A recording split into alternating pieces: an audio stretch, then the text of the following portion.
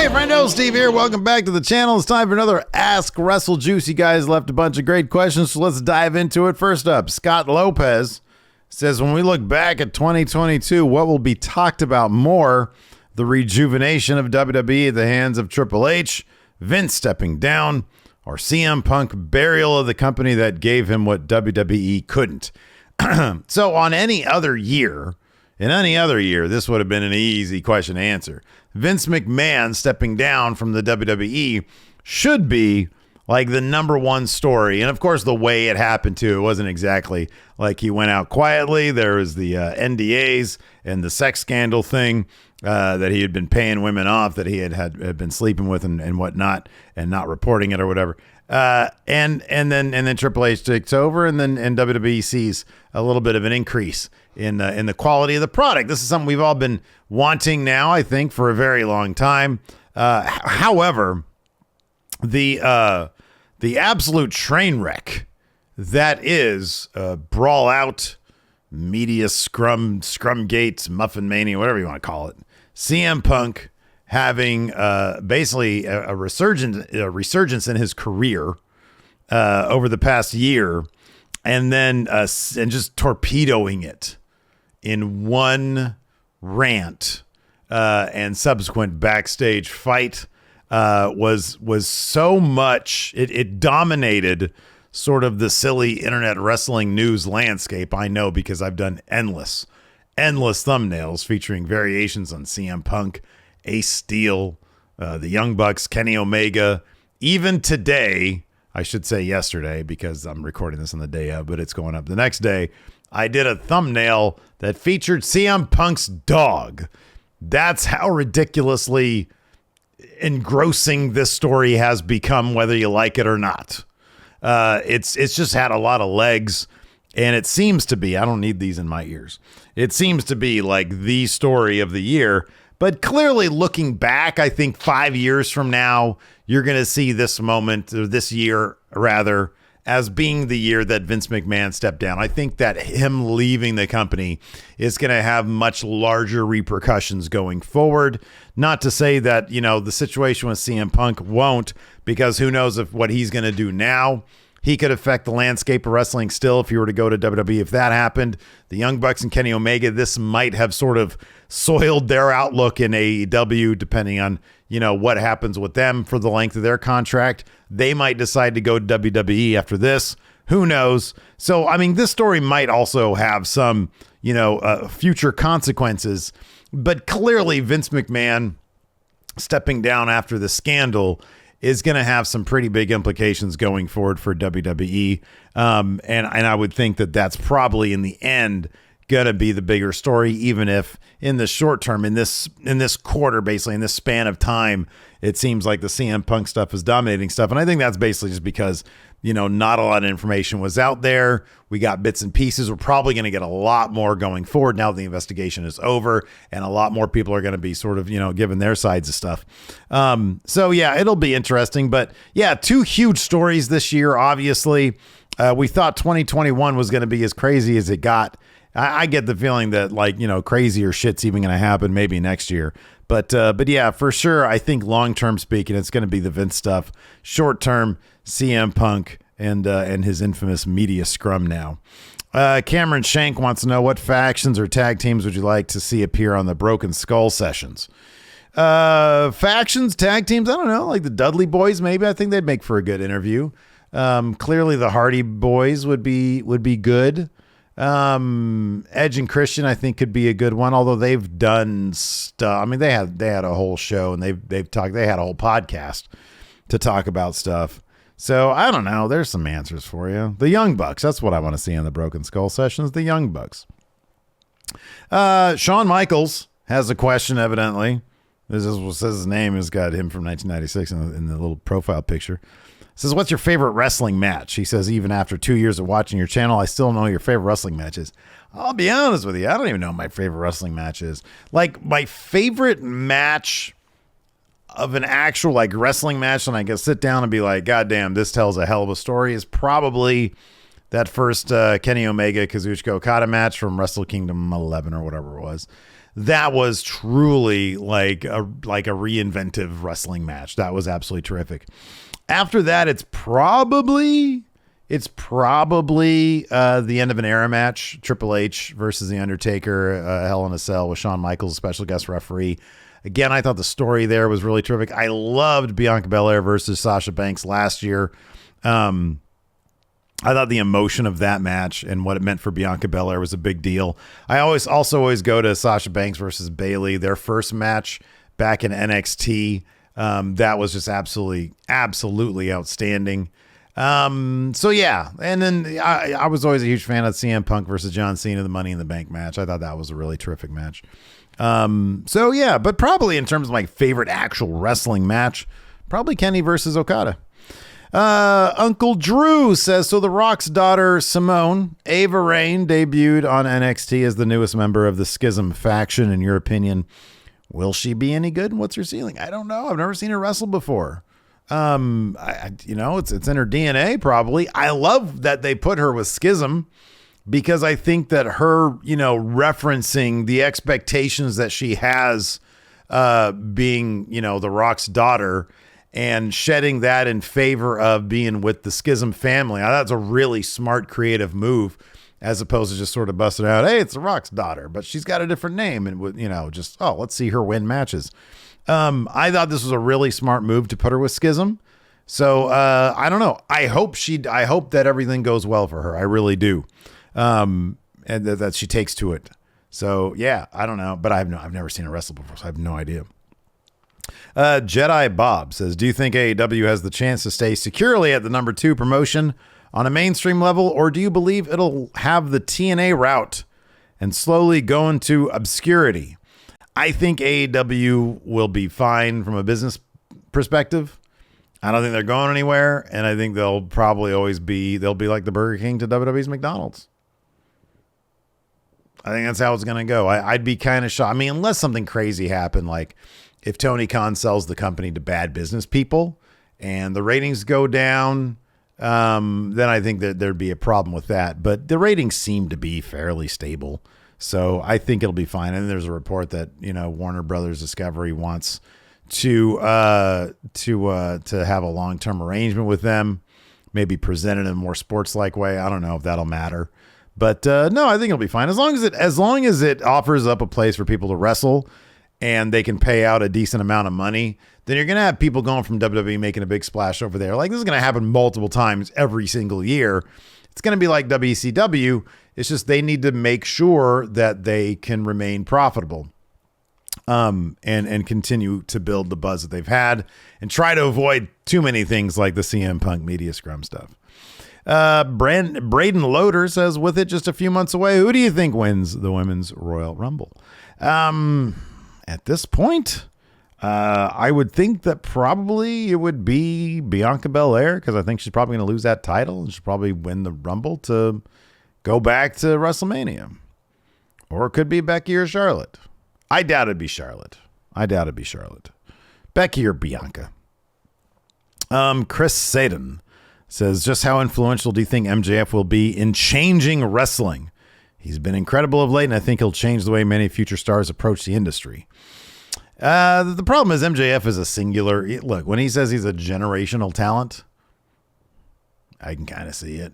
I think that he's probably the best promo in wrestling right now. He's one of the most interesting characters, and he's developed that way just in a really short period of time.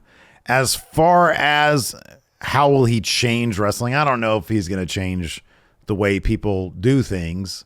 I mean, when you're a talent like that, you can make waves like that. I think that, like, for my money, the more influential people in wrestling have been like the Young Bucks and Colt Cabana, who showed that you can make a lot of money. You can make a living off of pro wrestling without the WWE. I know Colt spent some time in WWE, but like, the podcast situation with Colt, the Young Bucks and their merchandise and their branding and how they were able to market themselves. I think they're incredibly savvy business people. And I don't think I think MJF is just, is really, really talented. And a lot of people picked up on that. And he's been able to talent his way to the top. I think that's the case. It's hard to watch. It's hard to see him on your TV and turn away. And that's very rare. So I just think that he's a singular talent. Kyle Norman says, with the return of R-Truth this past Monday, and Tuesday, who's your favorite comedy wrestler and what's your favorite comedy match? My favorite comedy wrestler is probably Yano. I don't really have a favorite comedy match.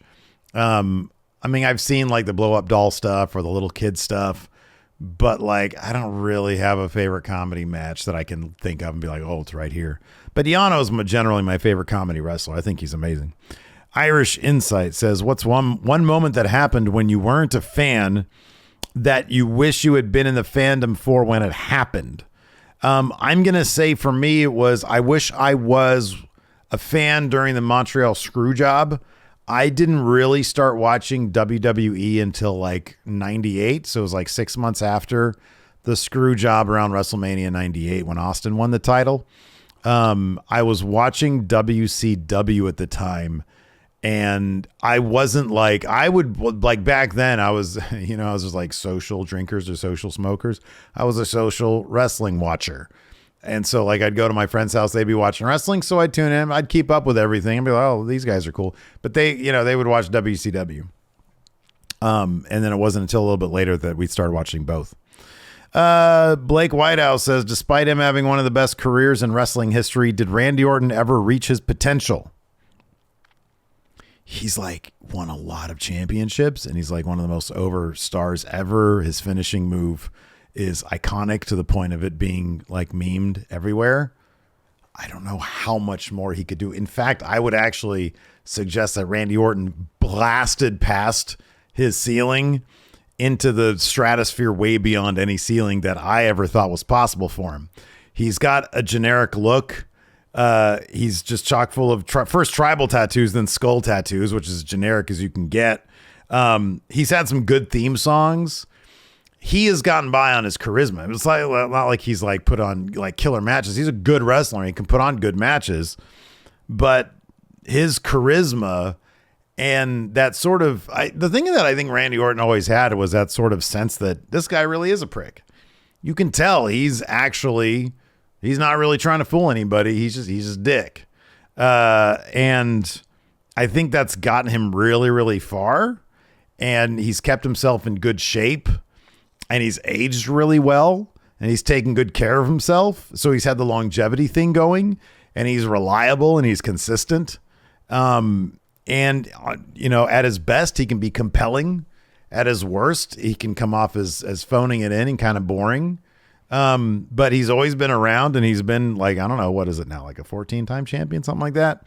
So yeah, I think he blasted past his potential. Like if you look at his ring attire, his presentation, it's really not that special, but his own charisma and his smarts for the wrestling business kept him going this long. So yeah, no, I don't think he reached it. I think he blasted past his potential.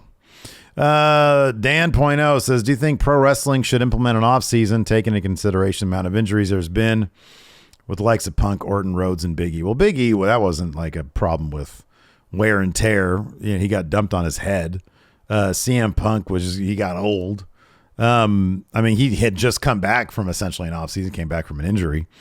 Orton was on a lighter schedule. I do think that like an off season, I don't think an off season for pro wrestling should be a thing. I think that they should give wrestlers elongated breaks during the year. But I don't know. That's not my business. That's their business to do. Tyler Warden says, who could fill the role of CM Punk in AEW? Not necessarily a replacement, but somebody who has a similar aura about them. The problem with this is that CM Punk also is a singular figure in that he had more in the tank when he left. There was no place for him to go until that was a company that was basically tailor-made for him. And so he came back and then he burned it all down because he just has a massive ego. There is nobody like CM Punk. There's nobody, if Danielson had retired in WWE and stayed retired and then got cleared and came back to AEW, that's your guy. That sort of would have been a similar situation where it's like, man, more left in the tank, a singular figure, a unique situation. that would have been the guy. And I think that he could still maybe fill that role that Punk had, but the absence of CM Punk for such a long time was then being, satisfied by his return, and thus he was a ratings draw. And you can see it in the numbers. The guy was a draw. He moved numbers. He moved pay-per-view numbers. So I don't know that anybody is in the situation that could be that again. Somebody who's gone for such a long period of time, who had more to offer, who had a long legacy, that people wanted to see more of him, and he had so much more to offer and so much more to say. He had a real connection with the crowd. I think that he's a singular figure. There's nobody that can replace him.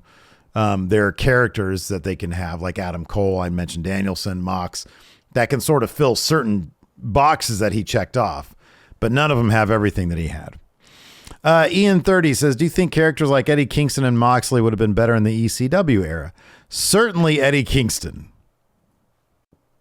He came off as like that dude would have been huge in ECW. Yeah. CB Poppy says, despite MJF being beaten down by the Firm on this week's Dynamite, do you think it still be a ruse for him to cheat to win to get the AEW title at Full Gear? Yes. Yeah, absolutely.